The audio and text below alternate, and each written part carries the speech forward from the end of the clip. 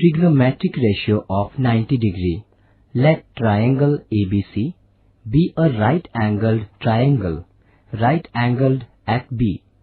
In the triangle, when theta becomes 90 degree, the point A will coincide with B, that is, AB equal to 0 and AC equal to BC. Then, sine 90 degree equal to BC upon AC equal to BC upon BC equal to 1.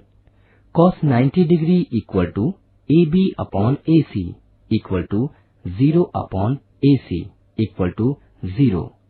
Tan 90 degree equal to BC upon AB equal to BC upon 0 equal to not defined. Similarly, cosec 90 degree equal to 1.